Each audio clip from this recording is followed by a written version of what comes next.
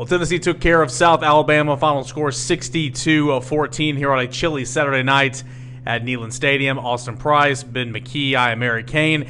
And guys, this is exactly what we thought was going to happen. Tennessee came out, took advantage of an inferior opponent, and put a lot of points on the scoreboard. Yeah, two storylines leaving this game for me. A, Tennessee took care of business, as you just mentioned, Eric, and that is quite different than the teams in years of past, and just to see them come out and have the necessary focus was big for me. And then just them being bowl eligible is the main storyline for me, given the opponent. The fact that this team is bowl eligible after the offseason that it had is just absolutely huge. Yeah, I mean, Tennessee doing what they're supposed to do, beating teams, the way they were supposed to beat them. Going out and taking care of business against what, is an inferior opponent. That's not always been the case in recent years. So to me, that's the biggest storyline is, one game to go against an inferior opponent. If Tennessee wins that one next week the way they're supposed to, Tennessee will have taken care of business against the teams they're supposed to beat, since Hendon Hooker became the starting quarterback. Yeah, there's a lot of players that stood out, of course, whenever you win a game by – whenever you score touchdowns on your first 7 possessions and you win a game by 49 plus or whatever the case was, 45 plus.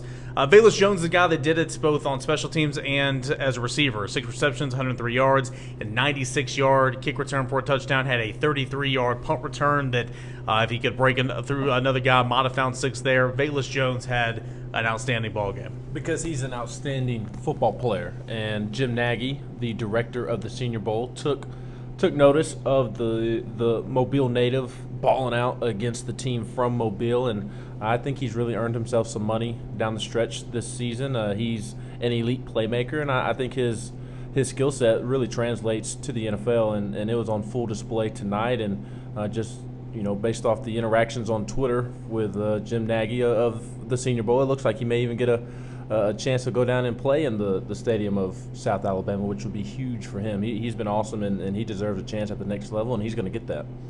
Yeah, Hendon Hooker, 17 of 20. Another guy that stood out, 2 touchdowns, 273. Very efficient. Again, it is South Alabama, but a nice bounce-back day. Yeah, I mean, efficiency. Tennessee scores on their first 7 offensive possessions of the football game. They do it really easily. It's not like they were picking up a bunch of third downs and extending drives. It was almost borderline routes on air at times, or handing it off and look like handoffs in pregame where the defense doesn't really tackle. Kudos to them, and these kids are just having fun, man. They sit around in a hotel room all day for a South Alabama game at 7:30 and 45-degree weather. And they found a way just to come out and take care of business. I think it's to be commended because, I'm not sure a lot of the fans wanted to be here. I think none of the media wanted to be here.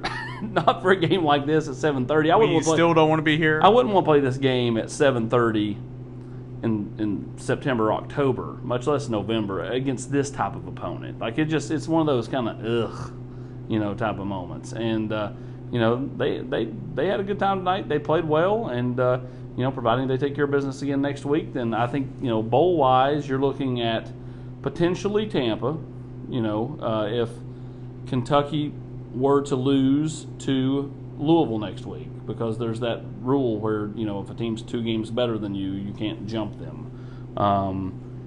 So if you're a Tennessee fan, you want to go to Tampa, you better cheer for Louisville hard next week. And then outside of that, I think it's a small percentage Charlotte or Memphis, but majority percentage it's going to be Nashville. Yeah, so obviously a lot to play for, finishing off the right way next week against Vanderbilt. Before we officially close the book on this game, though, I do want to talk defense real quick. Ben, I know it's South Alabama. I understand that, again, it's David against Goliath in a lot of these areas, but Tennessee dominated line of scrimmage. It was good to see because the last 2 games, and you and I talked about this on GameQuest, against Kentucky and against Georgia, 2 really good offensive lines. Tennessee combined for 6 TFLs. I don't have the number in front of me, but Tennessee had several TFLs, almost had that number in the first quarter, and it looked like they had a nice bounce-back effort. Matthew Butler, Roman Harrison had a strong game. Tyler Barron had a sack.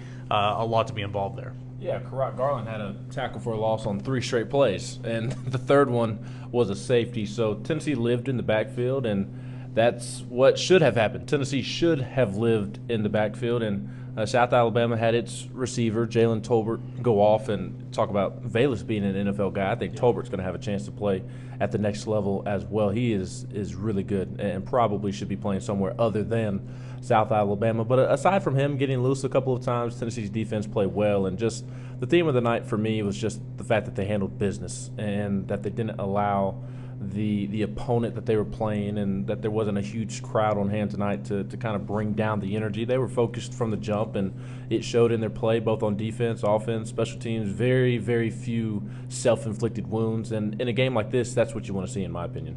Yeah, I think Tennessee did a great job of just taking advantage of what was given to them. I thought that they obviously were super efficient. A lot of things we've already talked about here today. I thought Tennessee ran the football well. Nobody went over 100 yards, but again, it's not like you had to pound and pound and pound. You had Jalen Wright, which I think was a big positive guy tonight, 83 yards, a touchdown. I thought Lenith Whitehead showed some signs. He did get hogged down. We'd like to make jokes about that, but he found the end zone. And Jabari Small, another solid day, 73 yards. I mean, you had overall, Tennessee ran for over 2 bills. I want to say they ran for 250 yards. It's a solid day against, again, an inferior opponent. Last thing before we close up shop here on the mini pod, Austin, another recruiting day. Joshua Joseph did not make it here today, but for the second week in a row, Justin Williams did.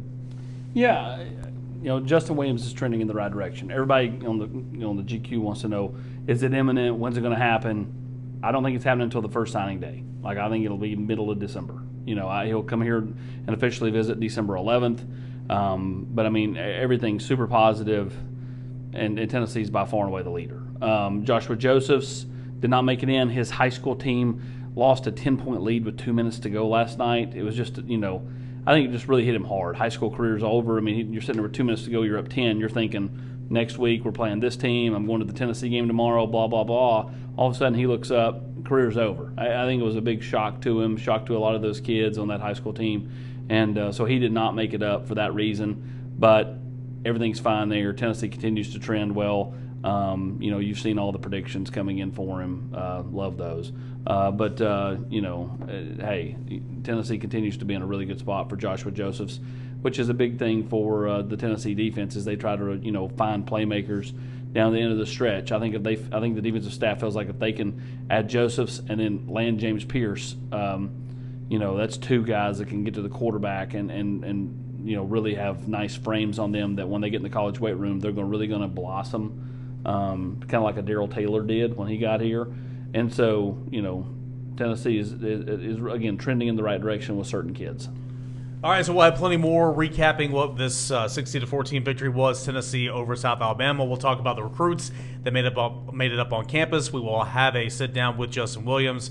We'll have something on him tomorrow. Plenty more. That is at VolQuest. Plus, tons of basketball coverage as Tennessee will be back at it against North Carolina tomorrow. For Ben McKee and Austin Price, I'm Eric Cain as Tennessee defeats South Alabama 60-14.